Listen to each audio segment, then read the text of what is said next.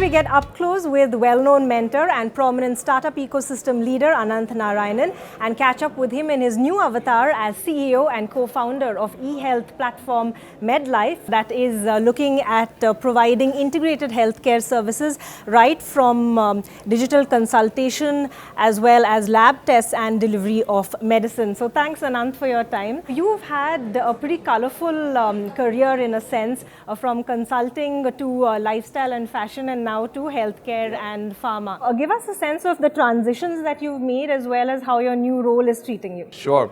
So I did 15 years at McKinsey, which is a management consulting firm, and I spent time in the US, in China, and then finally in India.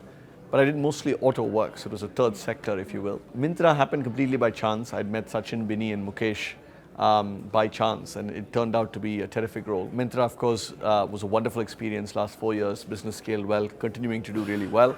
And I transitioned from Myntra post, the Walmart acquisition and so on. After that, I actually had some time to reflect and think about what I wanted to do next.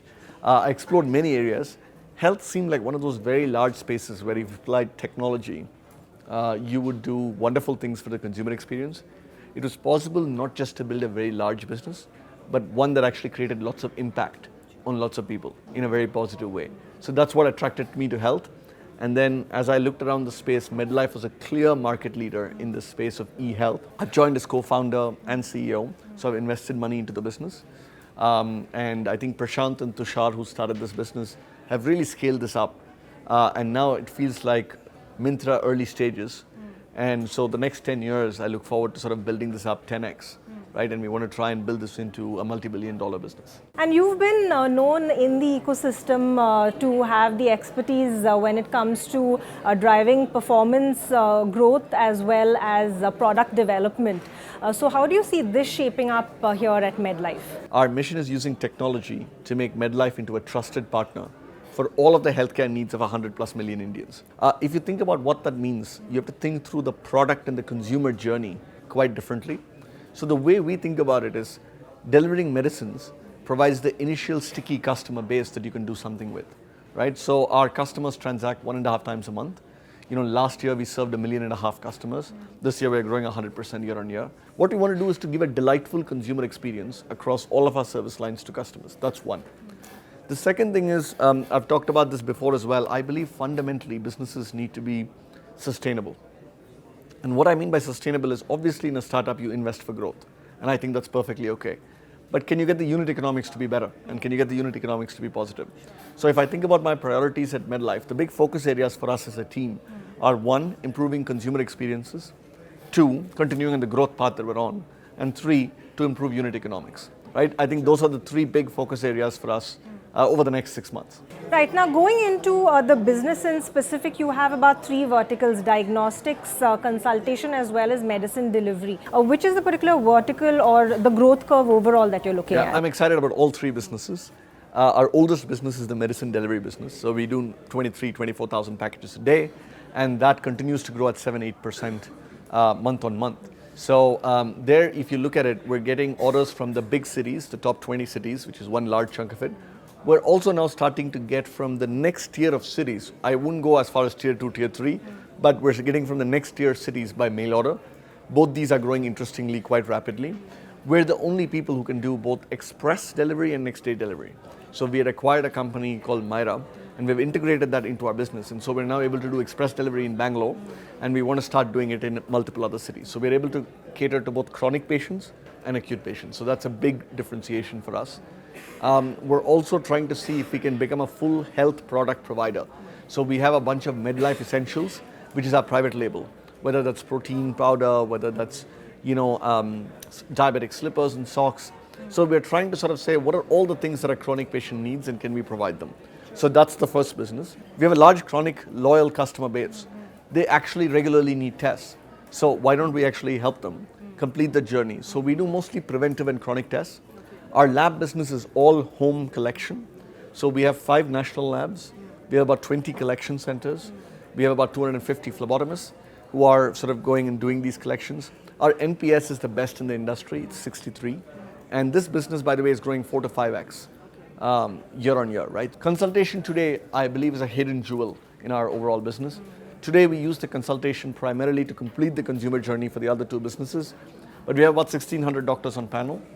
We have an ability to do this on voice, on chat, and on video. So we believe that this can eventually be a standalone business, because if you look at any doctor to 1,000 people ratio in any specialty in India, you don't really have it. So we believe all of these three businesses will play with each other, and that's why we think of ourselves as e-health, not just e-pharma. So you've clearly got a lot going on. Last year you all registered sales to the tune of 700 crores. You're looking to double it this current financial year. You've also been known to do something similar at Myntra, where you touched close to $2 billion. How do you see that taking effect here at Medlife? Health is a $100 billion plus market in India by 2024. Online penetration today is very low. The other interesting fact is, unlike a classic e-commerce customer, here the customer age is from 25 almost to 80, right? Because there's a lot of customers who are older, who are chronic, who have these needs. So it's a much wider swath of the population. So I believe we can build an even larger business, but more importantly than that, Shivani, I believe we can have a business that touches the lives of 15 plus million people and makes a difference to them. The other interesting thing that you seem to be doing, you spoke about acquisitions, Myntra and Medlifes in the diagnostic space, but offline stores as well. Are you looking at acquisition there and doing some sort of an omnichannel model? So early days, so don't yet have a point of view on whether omnichannel is the right thing. As you know, in omnichannel, you can do it for branding, you can do it for local delivery. So we're still trying to think through the strategy. It's a month and a half in, but never say never. Right. On the topic of expansion, there's also been a lot of talk and buzz around the fact that Medlife is in the market to raise funds to the tune of about $100 million. So are you actively talking to investors? So yes, we are talking to investors. It's in the middle of the process, so don't really want to talk through the specifics of it. I think it's a high growth business.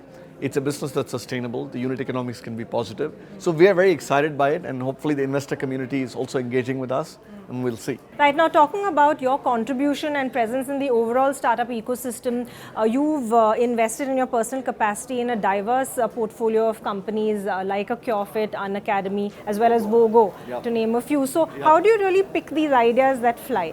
Firstly, I do it for learning reasons, primarily. Because the easiest way to learn a new space is to invest in it and spend some time with the founder. So it's a really privileged relationship to be able to spend some time. Hopefully you can contribute. Most times you learn more, right? So that's why I do it. For the last 6 months I had time, so I actually met a bunch of founders in whatever spaces I found interesting. Mobility is an interesting space. I find education an interesting space. So I think each of these spaces I sort of explore, talk to founders. My criteria is actually quite simple. I look for a large market and a good founder. And I think that's it. And I think if you get those two right, then it typically does well, especially early stage. Incidentally, my wife actually does more of the investing than I do. And she is now in the process of actually setting up and starting a fund with her colleagues. And on the topic of learning continuously, that of course seems to be the thing to do, learn, unlearn, as well as relearn. How do you sort of keep up with the times as you grow older? How do you really sort of remain open to learning when you make these transitions? So I think the first is to make the transitions. I think they force you to learn. But the way I think about learning is I do 2 or 3 things, which I think help me at least. The first is listening. I think, in the first month or 2, make sure you listen intensely to people in the organization. Go meet customers. So once I've joined Medlife, actually Prashant, my co-founder, and I did almost 20 deliveries. And actually you go meet customers and you learn a lot about what to do, what not to do from your customers. Go spend time with the on-the-ground teams, right? And then just meet a lot of people in the ecosystem. I think doing that combination really helps you get up to speed fast.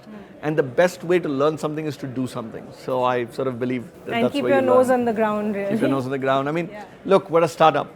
Everyday execution matters. Strategy and fundraise and all that matters. But what really matters is having an engaged and energized team and executing well on the ground every day.